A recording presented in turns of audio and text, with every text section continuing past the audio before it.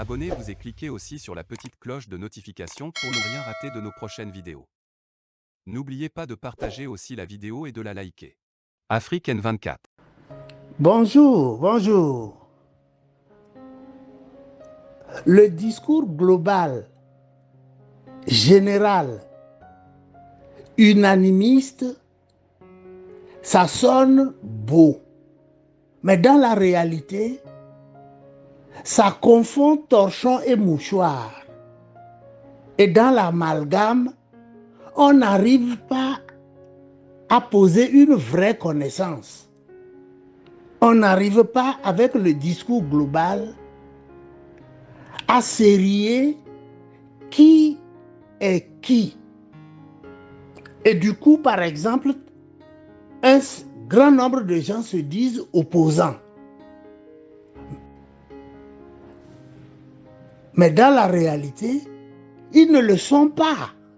Dans le détail, au vu des trajectoires, des façons de se comporter, ils ne sont pas opposition.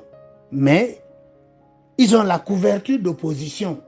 Et le discours global ne nous permet pas de faire la distinction. C'est pour ça que hier, déjà, j'ai dit, en ce qui me concerne, que Vincent Gabriel Agbeyome n'est plus du RPT. Il a quitté le RPT. Et cela se voit sur plusieurs tableaux. Ensuite, d'avoir quitté le RPT, le choix a été porté sur lui. Parce que ce serait insensé de choisir quelqu'un qui se dit opposition, mais qui est RPT, en sourdine. Le choix a été porté sur Vincent Gabriel Agbeyome pour représenter la cause des opprimés, des brimés, des laissés pour compte du Togo, de notre pays. Tous ceux qui, comme le MPDD, le DMK, les associations individuelles ou autres qui ont soutenu Vincent Agbeyome, tout ce monde-là est opposition. J'insiste encore. MPDD, DMK, les personnes privées et nos populations qui ont voté Agbeyome Kodjo sont opposition. Tous ceux qui ont fait le contraire ne sont pas opposition. Ce sont des gens qui portent le masque d'opposition, mais ils ne le sont pas. Et donc, ça ne sert à rien de vouloir embrasser tout ce monde. Ils ne vont jamais changer. Tous ceux qui portent le masque d'opposant, alors qu'ils ne sont pas opposition, et qui sont toujours à RPT Unir, mais comment voulez-vous qu'ils changent un jour? Ce n'est pas dans les réunions, les coalitions, les associations. C'est pas ça qui va leur faire changer d'avis. L'arbre tombe du côté où il est penché. Et donc c'est clair que ceux qui n'ont pas soutenu la victoire de Vincent Gabriel Agbeyome ne sont pas opposition. Ça c'est clair. Ça c'est clair. Voilà, c'est ce que j'ai dit hier. C'est mon point de vue. Si quelqu'un, au nom de l'unanimisme, au nom d'une grande coalition, embrasse tout ce monde, c'est un discours englobant. La conséquence, nous allons la revivre encore. Parce que si quelqu'un fait quelque chose, il la refera. Parce que c'est une tendance. Ça, c'est un. nous savons les efforts que tous ceux qui ont pris le parti, le côté du peuple togolais, la cause du peuple togolais, nous savons ce qu'ils endurent. Mais qu'ils ne nous disent pas que ceux qui se sont dressés contre la victoire de Vincent Gabriel Agbeyome sont aussi opposition. C'est ça que moi je refuse. Ça, c'est comme ça que je vois la chose. Monsieur Naboudia Bouraïma, vous êtes philosophe et vous tenez un discours en général comme les philosophes le font, parce que j'ai exercé dans cette matière aussi. Vous tenez un discours global. Je viens de dire que c'est juste. Mais le discours global ne nous permet pas de voir qui est qui en termes de nuances. Vous voyez? Et donc, ceux qui ne sont pas opposition au Togo, c'est tous ceux qui se sont dressés contre la victoire de Gabriel Vincent Agbeyome. C'est ça que je dis. Ceux qui ont porté cette cause, cette victoire de Vincent Gabriel Agbeyome, le MPDD, le DMK et le peuple togolais, y compris les associations ou les individus qui ont agi, œuvré dans l'anonymat, eux, ils sont opposition. C'est ça que je clarifie. Mais votre discours que vous venez de tenir là, en 5 minutes... Chers camarades de lutte, chers frères, je souhaite à chacun de nous une agréable journée et que Dieu Tout-Puissant nous apporte son salut et sa lumière. Je voudrais intervenir spécialement pour dire aux uns aux autres, nous qui sommes sur le terrain et qui avons choisi d'être du côté des opprimés, des faibles, s'il vous plaît, ayez le courage de reconnaître nos mérites, notre grandeur et notre sens de la défense de l'intérêt général. Ce n'est pas facile d'être opposant et être au Togo.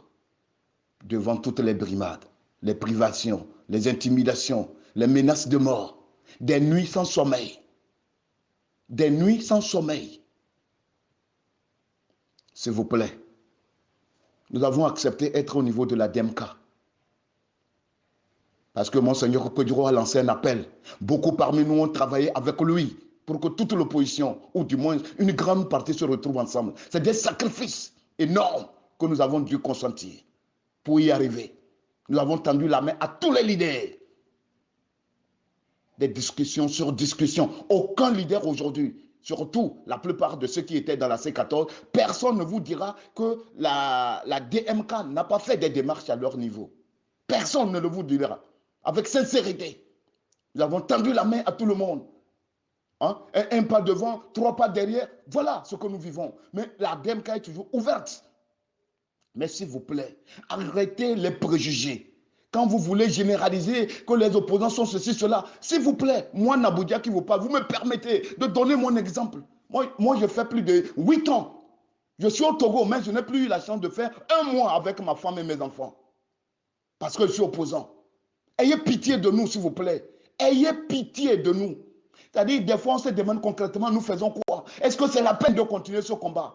Quand parfois on écoute ce que les gens disent, c'est-à-dire l'homme se lève comme ça avec les informations qu'il a reçues sans chercher à les peser, à faire une assise, un tri pour savoir si c'est vrai ou c'est faux. Allez, on prend son portable et on balance parce qu'on a reçu des informations. C'est-à-dire, si vous ne faites pas attention, le RPT uni peut vous diviser, vous et votre femme. S'il sait que votre union constitue une menace pour eux. C'est ce que beaucoup n'ont pas compris. S'il vous plaît, ayez l'esprit critique. Il faut faire une analyse digne de ce nom. Je sais que la plupart de ceux qui ne sont pas au pays, des fois, des informations vous parviennent. Si tu n'es pas vraiment fort psychologiquement, tu vas tomber dans le piège. Ayez le courage de soutenir les gens. Jugez-nous à partir des actions que nous posons sur le terrain et non des préjugés que les gens vous envoient. Ayez pitié des gens, s'il vous plaît. Je ne peux pas me permettre de décrire individuellement ce que chacun de nous subit. Je ne peux pas me permettre. Je ne peux pas. Au moins, je vais garder, c'est-à-dire ce secret par rapport à ce que nous subissons individuellement et collectivement. Ayez pitié de nous, s'il vous plaît. Ayez pitié de nous. Je vous dis, à un moment donné, on se demande concrètement, est-ce que c'est la peine? Est-ce que c'est la peine? Mais je me dis que ceux qui nous font souffrir ne sont absolument en rien par rapport à nous tous. C'est-à-dire, c'est des fils de paysans comme nous tous, des mortels comme nous tous. C'est au nom de ces principes qu'on continue le combat. Sinon, si on veut écouter les propos des Togolais, ce n'est pas la peine ce combat. Ce n'est pas la peine ce combat. On aurait dû attendre que Dieu vienne nous sauver. C'est-à-dire, franchement, mettons bas la terre, s'il vous plaît. Sinon, vous nous blessez parfois. Vous faites des victimes innocentes. Vous prenez parfois des victimes comme étant des bourreaux. Aujourd'hui, j'ai dit quelque part que plus le temps passe et on sait qui est qui. Mais des fois, quand vous voulez parler en globalisant, franchement, on se sent gêné, frustré avec tout ce que nous subissons.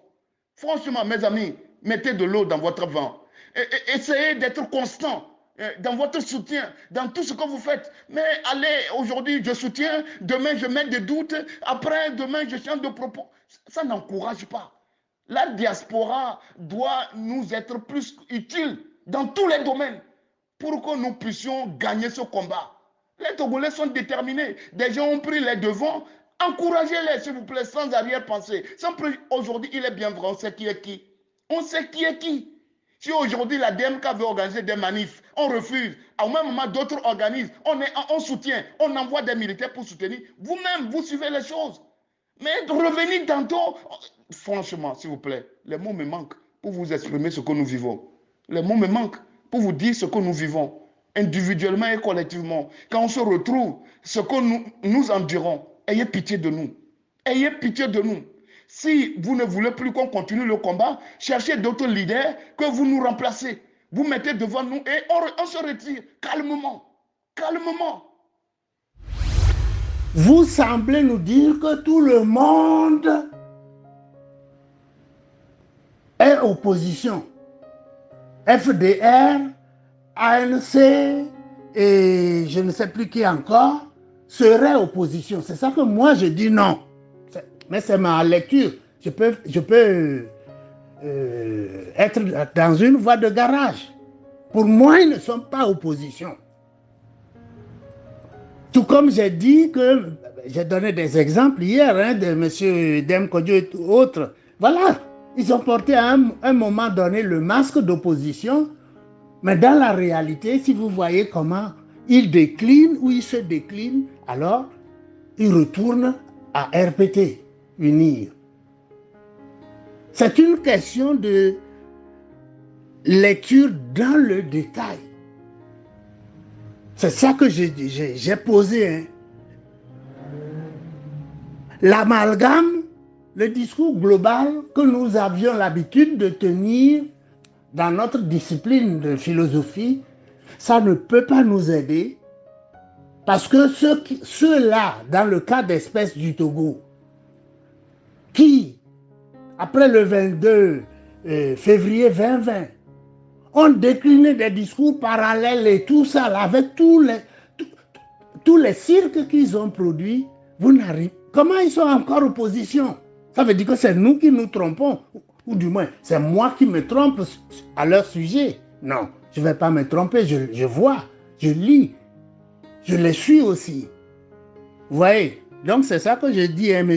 Nabouya, et qu'on soit clair, le discours global, général, où tout ce monde-là serait opposition, ce discours, c'est apparemment splendide, mais dans la réalité, ils ne le sont pas. Le sont uniquement ceux qui, comme MPDD, comme DMK, comme la population, les forces vives du Togo qui ont voté en faveur de Agbeyomi, ou les individus vivant à l'étranger ou autres qui ont soutenu la candidature de la DMK. Eux sont opposition. C'est ça que je dis. Vous voyez? Donc, ensuite, notre sœur, Madame Blandine, elle nous a donné le discours de M. Sonko. J'ai regardé ça hier tard. Chers amis, le Sénégal ne doit pas être le nouveau terrain de jeu de l'Occident. Après l'échec de la lutte contre le terrorisme au Mali, au Burkina et au Niger.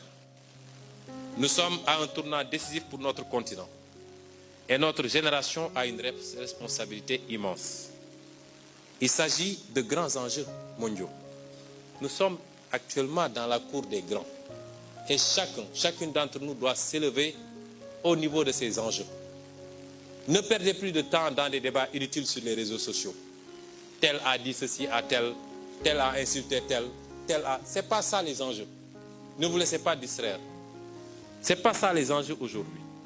Il nous faut être grands pour faire face à de grands enjeux. Nous ne devons pas manquer ce rendez-vous, mais cela suppose que chacun et chacune d'entre nous s'élève à la hauteur de ces enjeux. Les Européens ont compris depuis longtemps, ont fait leur choix, ont tracé leur voie et ont dirigé le monde. D'autres ont compris. L'Amérique, qui est aujourd'hui la première puissance mondiale jusqu'à preuve du contraire, a été colonisée. Elle est indépendante depuis à peine 200 ans. Et cette Amérique-là a compris. La Chine a compris et a fini de rattraper son retard. Est devenue quasiment la première puissance économique du monde et en phase de rattraper son retard militaire. L'Inde, dans tous les continents, les gens ont compris, sauf sur le continent africain. Cela ne peut pas continuer. Ce 21e siècle doit être africain, je l'ai dit et redit. Mais ça suppose que nous soyons à la hauteur des enjeux. Mais ça suppose aussi que nous ouvrions les yeux et que nous soyons prêts pour une longue et difficile bataille. Car nous avons affaire à des gens sans foi ni loi, omnibulés par le pouvoir et l'argent, et appartenant tous aux mêmes super loges.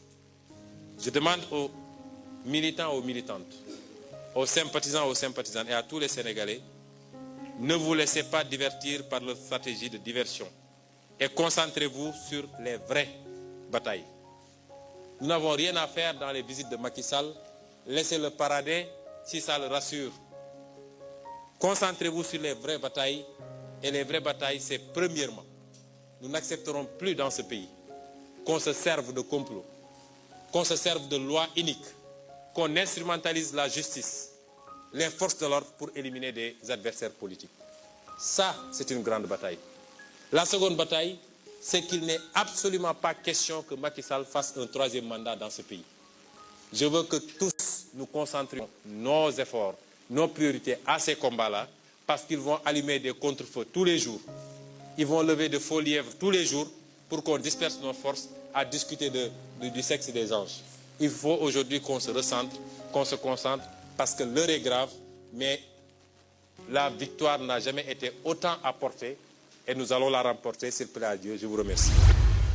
Mais voilà, est-ce que ce discours est au Togo? Non. Et Madame Blandine a explicité ça encore. Donc on a besoin d'un discours comme ça.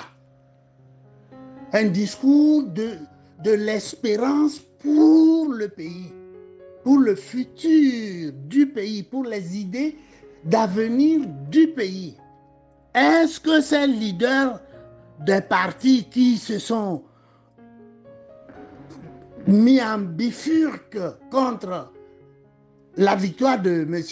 Agbeyome, est-ce que ces leaders-là ont pu tenir ce discours? Non. Maintenant, ce qui est bien, c'est que Mme Blandine nous montre un paradigme. Alors, on va voir si eux aussi ils embrassent, parce que s'ils sont ignorants, c'est normal. Maintenant, on leur a montré un paradigme, comment on porte les idées du pays, des valeurs d'avenir, du bien commun. Et on a vu ça chez Sonko, M. Sonko. Alors, espérons que cela puisse inspirer les chefs d'opposition qui ont brouillé, qui ont tenu des discours parallèles et à la fin, Ils nous ont tous mis au chaos. Vous voyez, maintenant, ils vont apprendre aussi à tenir, à être clairs, limpides sur les idées du pays, de son avenir. C'est ça qui compte pour nous. Donc, moi, je salue vraiment cette vidéo de M. Sonko, qui doit nous éclairer, qui doit éclairer ceux qui font la politique au Togo, les leaders, les sociétés civiles que nous sommes et tout ce monde-là, qu'on doit apprendre à voir, à dire, à chercher le bien commun. Et quand on nous dit que c'est ça le bien commun, ben, qu'on ne soit pas réticent lorsqu'il est avéré, essayer de le brouiller comme ils l'ont fait dans ces partis d'opposition, ces partis qui se disent opposition, mais dans la réalité, ils ne le sont pas. Donc ça, c'est mon point de vue. Merci beaucoup. Likez la vidéo si ce n'est pas déjà fait. Laissez aussi votre point de vue en commentaire.